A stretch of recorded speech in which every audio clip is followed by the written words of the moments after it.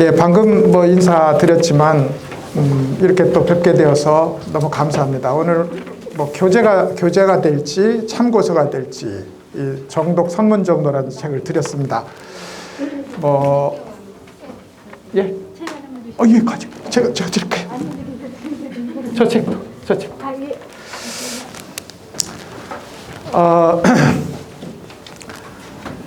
두꺼워서 미안합니다. 이게 서점에서 이런 책을 벽돌책이라고 부른답니다. 이게 벽돌용으로 이제 적당한 뭐 그런 건데요. 제가 들어봐도 이거 손목에 무리가 갈 정도로 이제 두꺼워서 들고 다니시기 좀 불편하실 것 같습니다.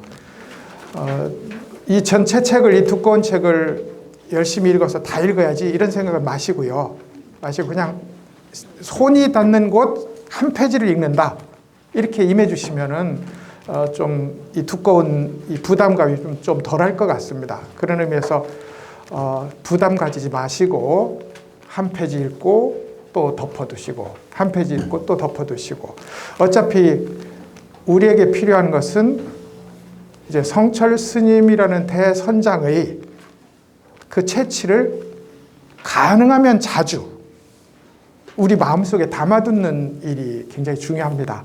그러려면 우선 이 두꺼운 이 책에 너무 압도되셔서는 안 될 것 같고 또 제가 앞으로도 강의를 하겠습니다만 성철 스님이 그 요구하시는 내용이 너무 과도하다 해도 저는 가능하면 그걸 경감시켜서 말씀드리고자 합니다. 이게 무슨 말이냐니까 성철 스님이 수행자에게 요구했던 요구 수준이 사실은 감당하기 그것은 차차 순서대로 공부해 나가다 보면 충분히 감당할 수 있을 뿐더러 바로 그 일에 해당하지만은 그래도 우리가 처음 공부하는 입장에서 보면 시작하기도 전에 아이고 이렇게는 나 못하겠다 하는 소위 겁을 내는 마음이 이제 일어날 수 있어요. 그런 의미에서 이제 저는 최대한 성철 스님의 어투를 전달하면서도 우리가 겁먹지 않을 수 있도록 그 수준에서 이번 이 성철 스님에 대한 강의를 한번 진행해 볼까 합니다. 제가 서문에 그런 얘기를 나중에 한번 읽어보시면 알겠는데 우리는 어떤 길을 걸었으면 좋을까? 성철 스님이라는 혹은 부처님이라는 혹은 조사님이라는 이 위대한 선지식들이 설법을 듣는 우리 자세는 어떻게 했으면 좋을까? 근데 이제 우리가 자꾸 이제 지식으로 불교를 접하다 보니까요. 나의 밖에 불교가 세워지는 겁니다. 그러니까 입으로 현란하게 아주 치밀하게 불교의 얘기거리로 꺼낼 수는 있는데 그 불교의 전적들에서 말하고 있는 그야말로 금과 옥조 같은 얘기들을 우리 실천으로 바로 옮기는 일에 우리가 너무 무관심했거나 무감각했었다는 생각을 우리는 할 필요가 있다고 생각해요.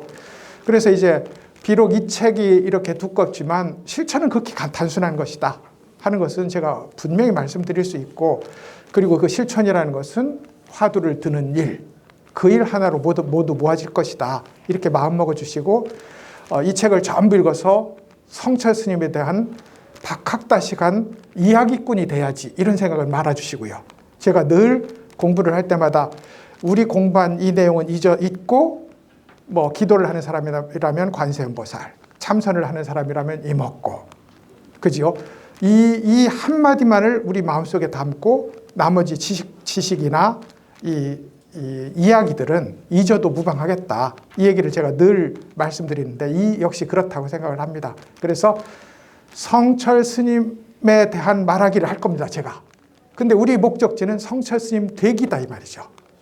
성철 스님 되기라야 되고 우리 공부를 처음부터 그리고 그것이 안 된다면 적어도 성철 스님을 내 마음속에 담고 살아가기 성철 스님을 대상화시켜서 말하는 게 아니라 성철 스님을 내 속에 담고 살아가기 그것보다 더 좋은 것은 바로 우리가 성철 스님이 우리를 안내했던 그 길을 따라서 자성의 본래 자리를 보고 성철 스님한테 가서 뭐 당신 깨달은 거 별거 없네 라고 당신 깨달은 별거 없네 그렇게 시시한 거였어 라고 가서 한바탕 해대는 그 자리를 지향해서 이제 우리 가자 이런 얘기가 이제 되겠습니다.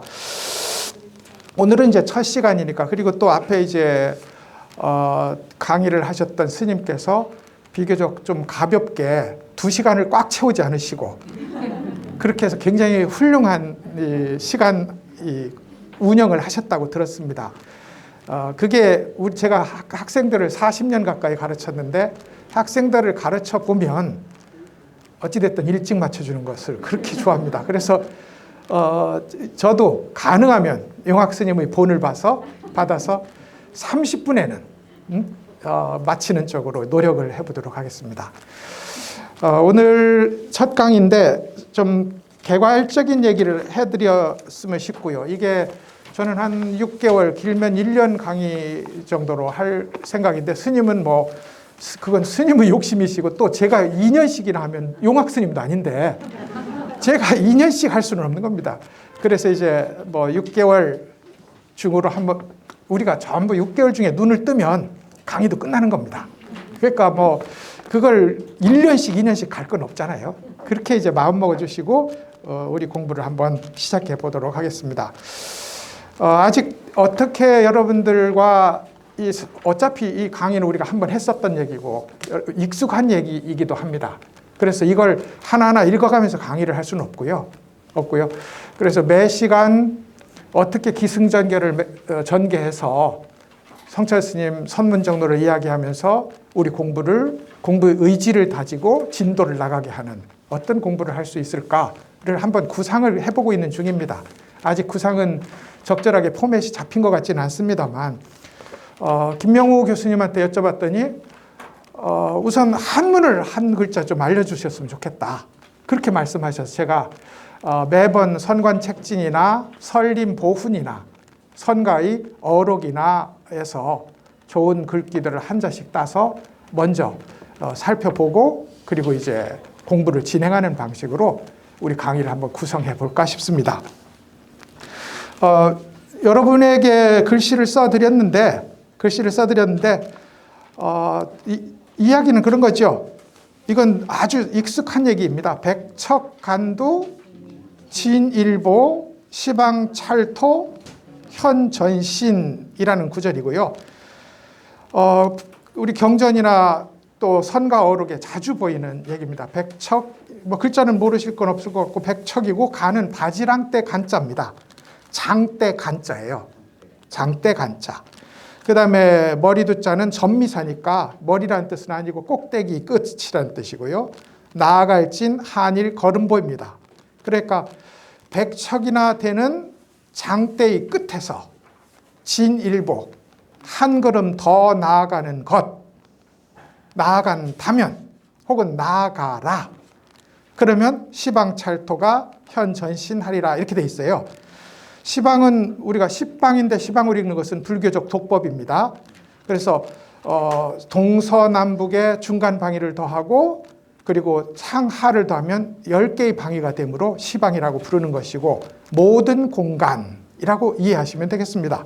찰토는 원래 이게 찰자가 절사찰을 말할 때 찰자이기도 하고요, 깃대이기도 하고 찰나이기도 합니다. 근데 여기서는 범어를 그대로 따와서 국토라는 뜻이에요.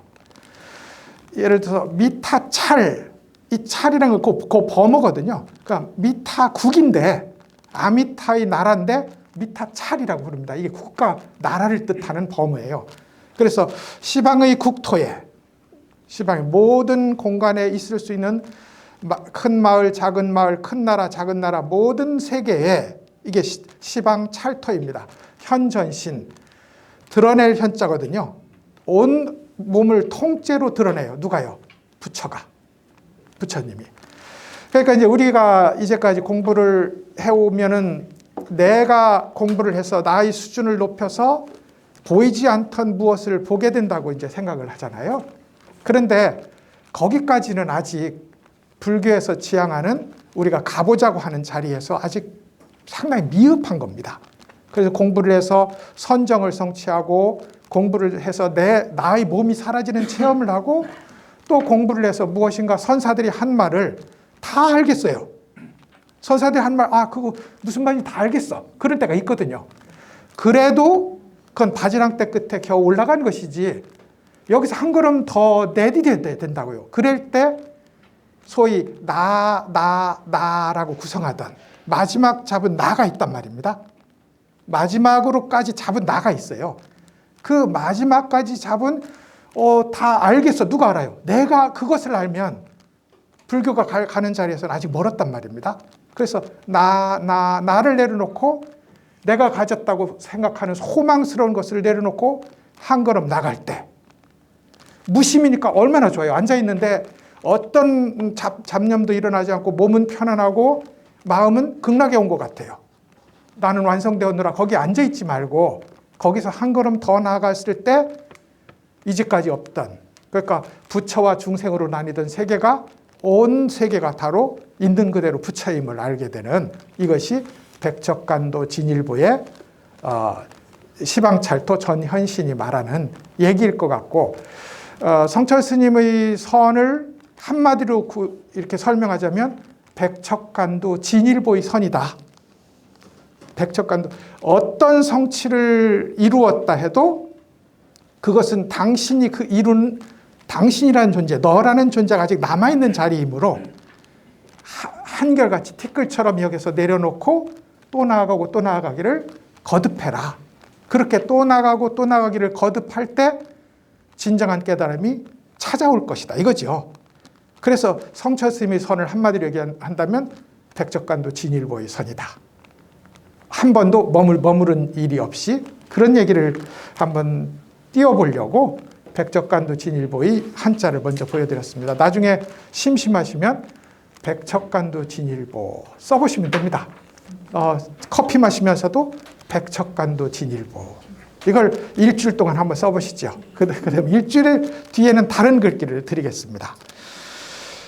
그래서 이제 오늘 이야기를 하나 해드릴까 싶습니다. 우리 책의 465페이지를 한번 이렇게 열어보시면 465페이지를 열어보시면 거기에 설암 스님에 대한 이야기가 나와요.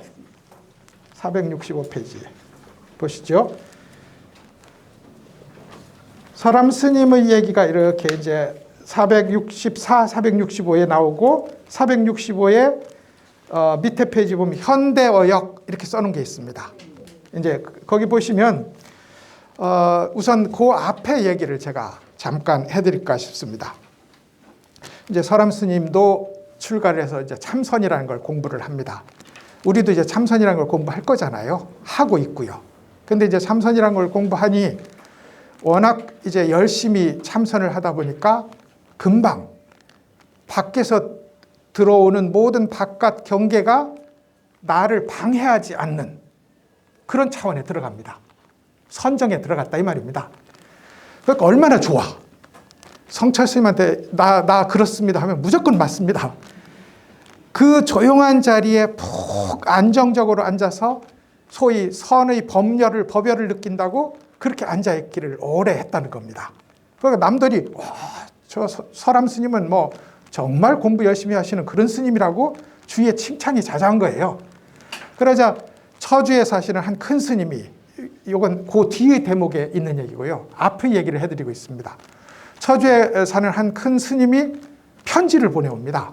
설암아, 네가 공부하는 그것은 조용함과 시끄러움을 둘로 나누어서, 무슨 말씀인지 알죠? 조용한 것을 좋아하고 시끄러운 것을 없애려고 하는 공부다. 그럼 둘로 나눈 거잖아요. 불교는 둘로 나누면 그 순간 망하는 겁니다.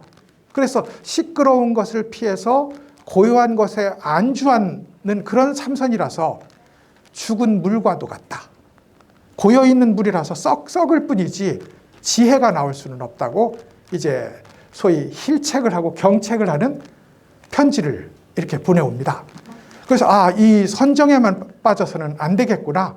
그리고 이제 다시 화두 공부를 들어요. 근데 이제 처음에 화두의 왕은 무자 화두라고 합니다. 개에게도 불성이 있느냐? 없습니다. 왜 없다 했을꼬? 사람이나 물건이나 모든 천하의 만물에는 불성이 깃들어 있는데 조주 스님은 왜 개에게 불성이 없다고 했을까? 그래서 무자 화두가 생겼습니다. 이게 화두의 왕이라고 불러요. 스님도 이걸 한 거예요. 근데 나중에 성철 스님의 화두 드는 법을 말씀드릴 때 그때 한 번 더 짚어드릴 건데, 이렇게 없다라고 이렇게 화두를 들면 조용해질 가능성은 있고 선정에 들어갈 가능성은 있지만 의심이 안 일어나요.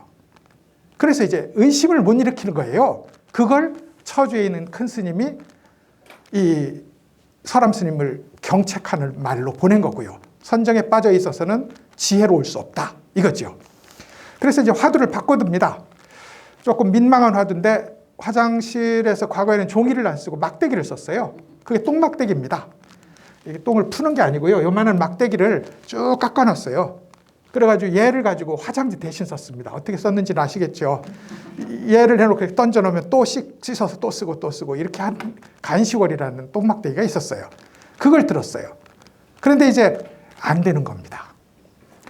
우리가 이제 이따 성철 스님이 주신 화두가 없는 사람 우리가 그걸 다 받았으면 싶은데, 화두는 함부로 바꾸면 좀 문제가 심각한 건 확실합니다. 왜냐하면 이제까지 공부한 것이 사라지는 것일 수 있거든요. 그래서 화두 바꾸지 말라는 건 안 되는데 어떡합니까? 안 되는지 어떻게 압니까? 공부 안 되는지 당신이 어떻게 압니까? 모르는 거예요.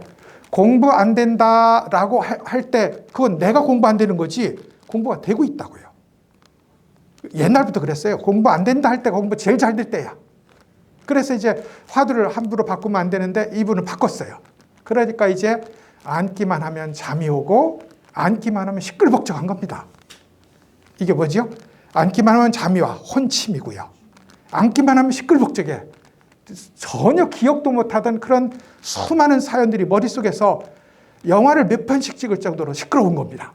그래서 혼침과 산란, 졸다가 시끄럽다가 이 둘을 왔다 갔다 하는 겁니다. 그래서 이제 공부를 이렇게 해서는 안 되겠구나 하고는 이제부터 안 자겠다. 잠을 안 자겠다. 잠을 왜 안 자요? 성철 스님이 안 주무신 거지 우리는 자야 되는 겁니다. 잠 안 자면 안 돼요. 왜냐하면 아직까지도 우리가 너를 나누면 에너지를 많이 쓰거든요. 나를 지켜야 되니까 에너지를 많이 써요. 성철 스님은 왜 안 주무셨냐면 지킬 게 없었어. 나를 전부 내려놨으니까 지킬 게 없으므로 안 주무셔도 되는 거예요. 근데 수행 초기에 잠을 안 자면 잠 옵니다.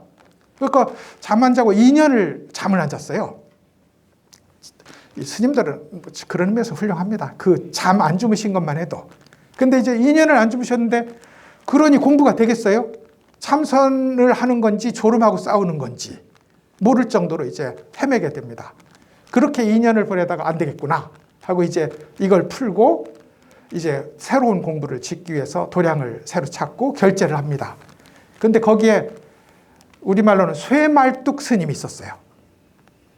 앉은 자세가 그야말로 뭐 쇠말뚝을 꽂아놓은 것처럼 반듯할 뿐더러 움직이지 않는 그런 자세로 참선에 매진하는 닦을 숫자의 이름을 쓰시는 수상자라는 쇠말뚝 스님이 있었어요. 너무 선망의 대상인 거야. 나는 앉으면 잠이 오는데, 나는 앉으면 시끄럽기만 한데 그 스님은 뭐 미동도 하지 않고 걸어가는데도 앉은 것과 똑같고, 그래서 오로지 참선의 이 어떤 본령을 보여줘서 이제 그 스님한테 가서 도움을 청합니다.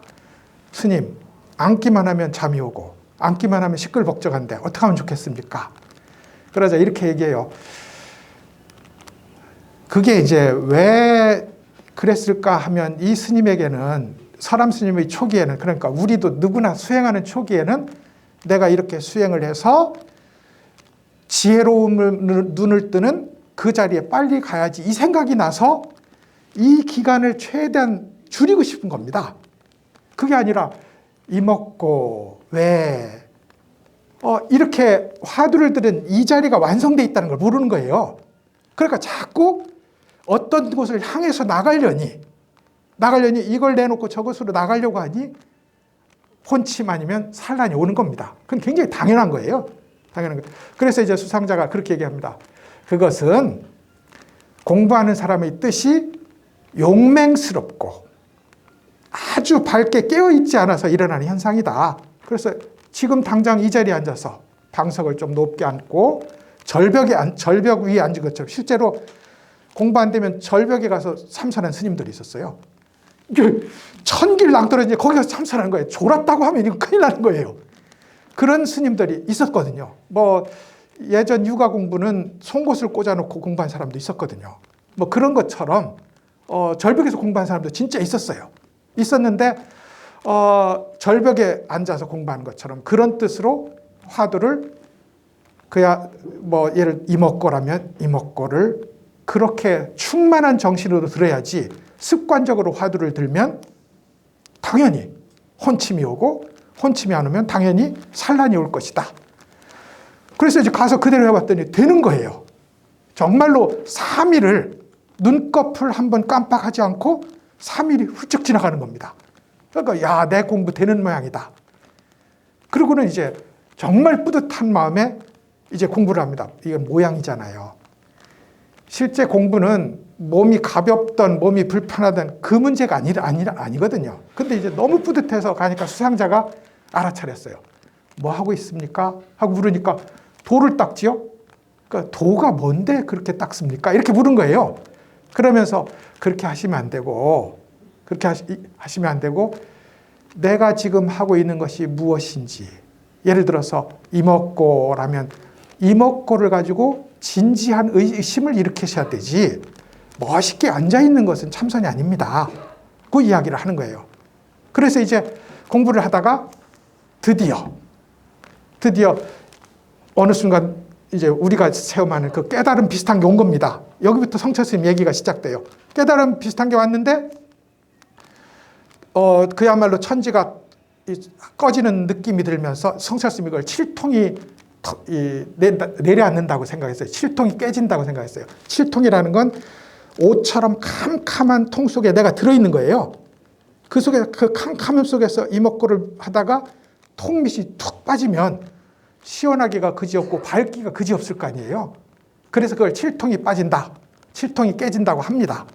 하는데 이제 그런 비슷한 체험을 하면서 온 세상에 내가 보기 싫었던 것, 온 세상에 내가 싫어했던 것, 온 세상에 정말로 없었으면 좋았을 것들이 다 내 본래 밝은 자성에서 흘러나오는 잎사귀이고 가지인 걸 알았어요.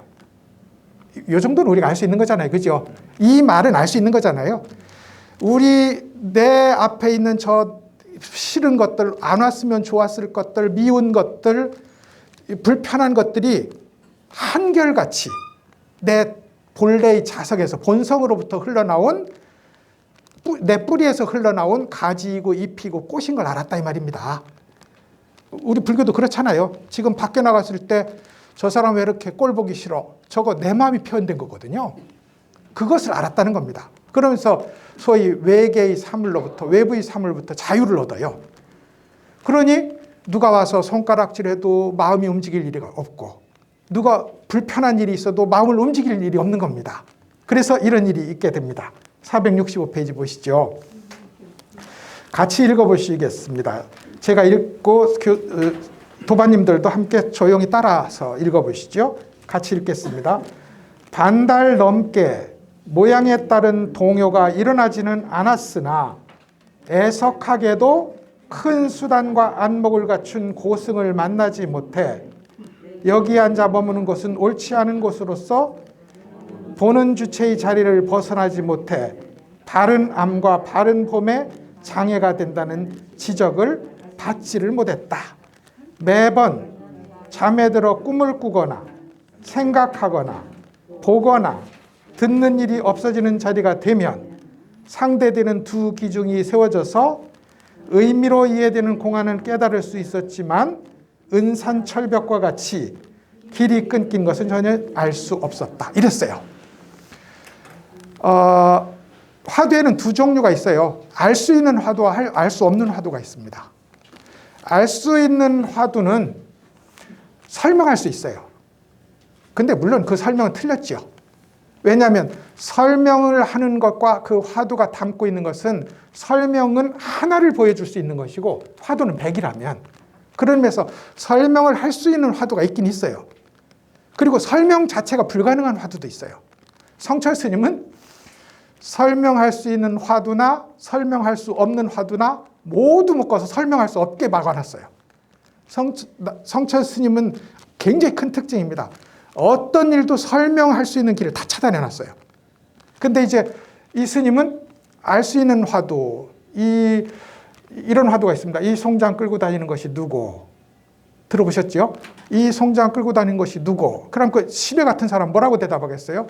그것은 불성이요 자성이요 이 세상의 만법을 본질로 있는 진여입니다라고 대답할 거잖아요. 그러면 육조 스님이 가만히 있겠어요? 그 육조 단경에서 나온 얘기거든요. 그래서 이제 그러면 이 송장을, 이 시체를 끌고 다니는 게 누구 하면 답할 수는 있어요. 근데 물론 그렇게 답하는 그 현장은 100을 내놔야 되는데 하나를 들었으므로 틀릴 수밖에 없는 거지요. 어찌됐든 이 스님은 의미로 이해할 수 있는 것은 알 수 있었지만 정말로 은산철벽으로 딱 막아놓은 화두들이 있거든요. 이빨도 안 들어가는 화두가 있다고요. 그건 안 되겠다는 거예요. 그러면 이 스님의 이 깨달은 경지는 분명히 깨달음은 분명한데 그게 잠이 들으면 제대로 돌아가지 않고 그리고 화두도 반은 알겠고 반은 모르겠다 이겁니다. 이랬을 때 이제 여기가 성철스님이 인용한 이유거든요. 이랬을 때 우리는 어떻게 해야 되느냐?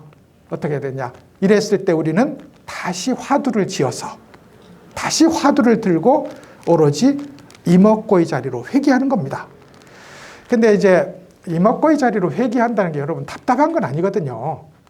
그러니까 우리가 화두를 든다는 게 정말로 모르는 자리에 우리가 가서 우리를 내몰고 모르는 화두와 한 몸이 돼서 쭉 밀고 나가는 이 일이 우리 번뇌가 사라진 자리잖아요. 행복은 뭐냐면 불행이 없는 게 행복이잖아요. 그렇습니다. 건강은 뭐냐 하면 병이 없는 게 건강이야. 행복은 불행이 없는 게 행복이에요. 깨달음은 번뇌가 없는 게 깨달음입니다. 그런 의미에서 이먹고하고 화두를 한 번만 된다고 생각해 보세요. 그럼 그 자리는 깨달음과 동일해요. 그래서 우리가 그걸 깨달음이라고 할 수 없는 거지. 왜냐하면 깨달음은 지속돼야 되니까. 그럼에도 불구하고 우리는 우리가 도달하고 우리가 체험할 수 있는 극치를 보고 있는 겁니다. 화두를 한 번 들 때. 그런 의미에서 이게 굉장히 괴롭고 막막하고 무의미한 시간 보내기가 아니라는 것은 먼저 알아두셔야 될 것 같아요. 그래놓고 어찌됐든 성철스님이 주장하는 것은 그 정도로 훌륭한 자리라고 해도 결국 잠에 들어서는 나가 세워지고 대상이 세워지니 그 자리는 역시 번뇌가 일어난 자리다. 그래서 이제 공부를 다시 짓자 하는 얘기가 이제 여기에 쭉 나가게 됩니다. 그러다가 이렇게 하기를 10년 이 풀리지 않는 이 자리에서 근데 답답하고 무의미한 삶은 아니었어요. 이건 분명합니다. 이건 믿어주셔야 돼. 10년 동안을 못 깨닫다 해서 이먹구로 일관된 삶을 살았다 해서 이 삶이 공허하거나 무의미하진 않고 그 삶은 우리가 사는 삶하고 아주 전혀 상관없이 극히 높은 차원의 삶이었으면 분명하다. 이건 이해를 해주셔야 된다고요. 그렇게 10년을 지나가다가 어느 날 천목산에서, 이게 항주에 있어요. 천목산 법당 앞을 지나는데 고목나무가 보이는 거예요. 그리고 이제 눈을 떠서 드디어 예스님들이 보여준 자리를 도달하게 되었다. 성철스님이 이제 여기서 소위 잠을 잤을 때 나와 대상이 나뉘는 그리고 나에 대한 집착이 다시 일어나는 자리, 그것을 숙면일해가 안 됐다고 본 겁니다. 예? 숙면일해가 안 됐으니 그러니 공부를 더 지어서 이먹고로 돌아가야 된다. 이 얘기를 하려고 앞부분의 흥미로운 얘기들을 다 끊어내고 한 생각도 일어나지 않는 자리라 해도 또 나가야 된다. 이게 백척간도 진립을 하고요. 한 생각도 일어나지 않는 자리, 이게 공식적으로 백척간도입니다. 이게 무심이잖아요. 근데 무심 가지고는 안 되는 거예요. 한 번 더 나갈 때 진정한 거울이 되어서 나한테 찾아오는 모든 걸 비칠 수 있다. 이런 거지요. 그래서 이제 이 설암 스님 얘기를 가지고 성철 스님이 우리를 데리고 가려고 하는 자리가 끝없이 내려놓고 새로 화두를 드는 자리다 하는 것을 설암 스님의 경우를 가지고 이제 볼 수 있습니다. 이런 케이스는 선관책진이라 한국에서 교과서쯤 되거든요. 선관책진이라는 책에 그야말로 펼치면 나오는 얘기들입니다. 지금 이 설암 스님의 깨달았는데 다시 화두를 지어. 깨달음이 아니다는 거지. 분명히 경전에서 하는 그 체험 그대로인데 다시 화두를 들었어요. 그런 이야기들이 선관책진의 곳곳에, 설림보훈의 곳곳에 다 들어있어요. 그 중에 이제 성철 스님은 이 고봉 스님하고 설암 스님의 케이스를 가지고 와서 우리에게 끝없이 공부하는 일로 이제 표현했습니다. 진주가 있습니다, 여러분. 진주가 있는데 옛날 진주를 가공하는 법은요. 지금은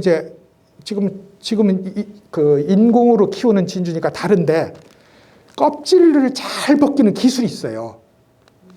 옛날에 그렇게 가공했답니다. 껍질을 그 칼로 막 벗기면 큰일 나겠죠. 근데 껍질을 그 벗기는 기술을 가지고 한 번 벗기면 예를 들어 5급 이 진주라면 2번 벗기면 더 높은 급수가 자꾸 올라가는 겁니다. 3번 벗기면 마치 쌀의 껍질을 벗기듯이. 그래서 껍질을 벗길 때마다 진주는 더 급이 올라가게 되어 있다. 참선도 내가 만들어낸 경계가 있다면 그 경계를 내려놓는 만큼 경계는 높아진다. 이것을 이 성철 스님이 하려고 하는 이 끝없는 화두 들기. 자기가 무엇인가 깨달음에 도달했다는 이 착각을 내려놓기. 이것으로부터 이제 우리 공부는 시작된다. 우리가 명상의 시대예요. 그래가지고 지금 인터넷도 그야말로 명상이라는 얘기로 버글버글 끓습니다. 그리고 10중 8구 다 깨달았어요. 다 깨달아서 도대체 누군지도 모르는데 스님들은 다 우리가 그래도 알만하고 스님들은 워낙 아주 삼엄한 큰 스님들이 있었고 기억도 있어요. 그러니까 거기서는 함부로 그렇게 못하는데 알지도 못하고 뭐 하는 사람들이 다 부처님도 내 밑에 있고 예수님도 내 밑에 있는 사람이 허다합니다. 근데 또 거기 가서 배운다고 또 몰려드는 사람들이 또 수두룩합니다. 몰려드는 사람들이. 그런데 이제 우리가 그래 우리도 어디 가서 나 깨달았네 하고 남들이 나를 찾아오면 좋을 거 아닙니까?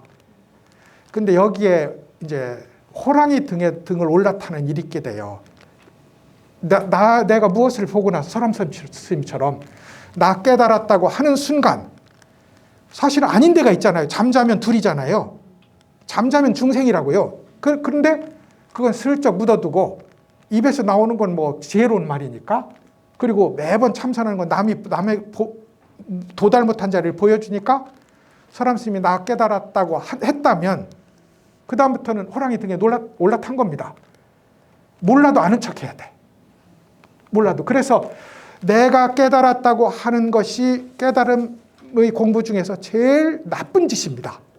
거짓말이 거짓말을 불러와요. 그래서 우리가 거짓말을 망어라고 하잖아요. 깨달았다고 하는 걸 대망어라고 합니다. 왜냐하면 한 번 깨달았다고 하면 이걸 어떻게 해볼 도리가 없어. 아까는 거짓말이었다 할 겁니까? 그런 의미에서 한 번 깨달았다고 하면 두 번째는 몰라도 깨달은 척 해야 돼요. 그래서 거듭 거짓말을 덮게 되는 일이 일어납니다. 이게 이제 소위 눈이 좀 열렸다 해서 나 깨달았다고 하는 순간 스스로는 문제가 되는 걸 알고 있거든요.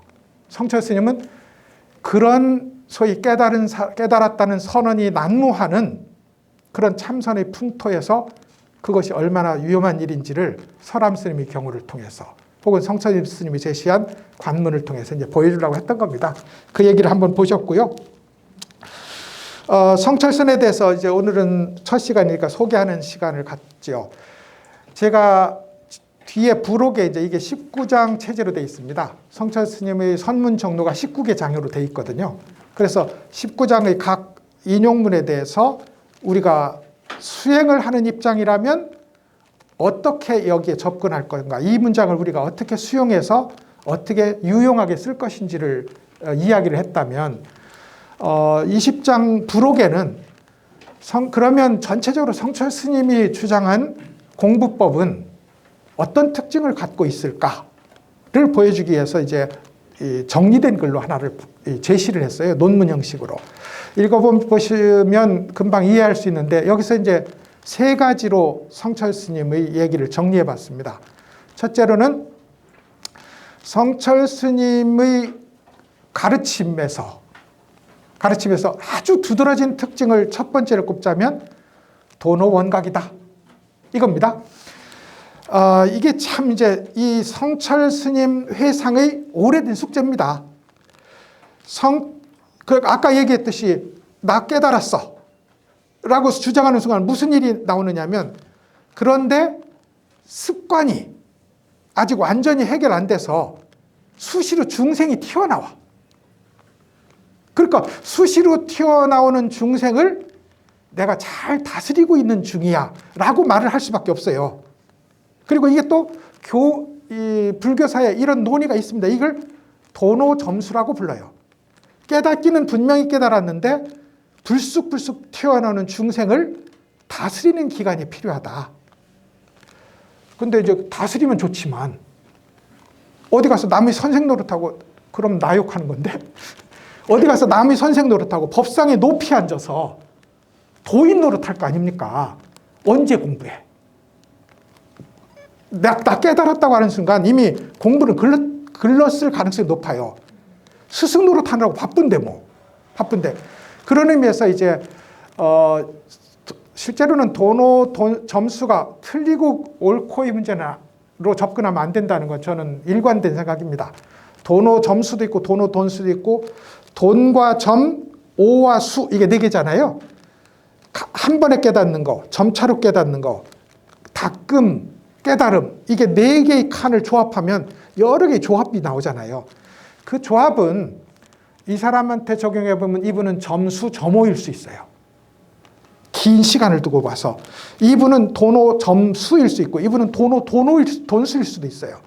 그런 여러 개의 조합이 설명으로는 할 수 있어요.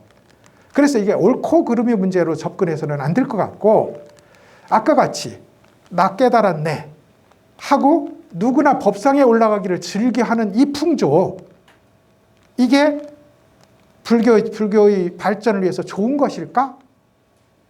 성철 스님의 고민은 여기 있다고 저는 생각을 합니다. 그래서 이제 돈수라고 말을 했지만 실제로는 성철 스님은 한 번에 깨닫는 내가 알겠어. 그 깨달음이 부처님과 동일한 깨달음이라야 진짜 깨달음이다. 이게 도노원각론입니다. 그래서 저는 도노돈수라는 말을 가능하면 안 쓰고 도노원각론을 이제 이 성철 스님의 참선에 혹은 닦음의 굉장히 중요한 특징이라고 보았습니다. 이게 도노원각론이고요. 두 번째는 이제 참실오론입니다. 저도 이제 어떤 화두를 보고 설명을 할 수 있어요. 여러분도 설명할 수 있을 것 같고요. 그 다음에 제가 굉장히 화두를 흥미있게 풀면 저 교수님 저래서 깨달은 건가? 이렇게 느끼는 사람도 있을 수 있단 말입니다. 예를 들어서 조주 남전 스님이 고향이 목을 베었어요. 무슨 말, 남전 참묘라는 얘기가 있습니다. 예전에는 스님들이 동쪽제, 서쪽제에서 나누어서 공부를 했거든요. 그럼 이제 고양이 한 마리가 심심한 선방에 들어온 거예요. 선원에 들어왔으니 고양이가 얼마나 예뻐요. 서로 우리 고양이다 하고 서로 자기네가 소유권을 주장을 했다는 겁니다. 그리고는 선원장인 이제 방장 스님인 남전 스님에게 판결을 해달라. 그러니까 고양이를 들고 여러분이 이 고양이 앞에서 여러분이 공부하는 마지막 한마디, 그 깨달음의 말이잖아요. 마지막 궁극의 한마디를 나한테 말해준다면 이 고양이를 살려줄 것이고 아니면 목을 치겠다. 아무도 모르니 목을 쳤어요. 근데 이제 그 회상에 조주 스님이 있었거든요. 밖에 나갔다 왔는데 이런 일이 있어서 고양이 목을 쳤는데 내 생각은 어떠니? 그러니까 신발을 벗어서 머리에다 이고 돌아 나갔다는 겁니다. 이게 여러분 나중에 기회 있으면 보세요. 저는 학교에서 인문학을 가르치잖아요. 거기 보면 이상한 나라의 앨리스라는 헐리우드 영화가 있어요. 원래 문학 작품이고요. 거기 보면 채셔의 고양이라는 게 나와요. 고양이가 나오는데 얘는 어둠 속에서 이빨만 이렇게 나타나는 고양이가 외국에 굉장히 유명한 상표입니다. 그런데 이 고양이가 목이 등에도 있었다가 옆구리에도 있었다가 막 움직여요. 조주의 화두를 푼 겁니다, 이 사람이. 그래서 남전의 화두를 푼 거예요. 목이 여기에 있다는 건 관념이지. 여기도 있을 수 있고 여기도 있을 수 있다. 그러니까 신발은 발에만 신는 게 아니고 머리에도 있을 수도 있고 그런 거잖아요. 소위 물은 마시는 데만 쓴다. 이건 우리가 정해놓은 거잖아요. 이 정해놓은 관념, 신발은 밑에 있고 모자는 위에 있어야 된다. 이 관념, 이것을 허무는 것이라고 서양 사람은 해석했어요. 아니죠. 해석은 옳겠지. 이런 해석을 8가지쯤 내놓을 수 있어요. 그런데 그 어떤 해석도 다 옳지만 물어보자고요. 그 해석을 하는 당신은 그래서 공부가 약속하는 자유를 얻으셨습니까? 해탈을 얻으셨습니까? 모든 내 고민이 무너지는 정말로 새로운 체험을 하셨습니까? 하면 그렇진 않잖아요. 머리가 생각해낸 일일 뿐이지. 그런 의미에서 참선은 머리로 이해하는 것이 아닌 겁니다. 차라리 머리로 이해하기를 멈춘 일입니다. 머리로 이해하기를 멈춘 일.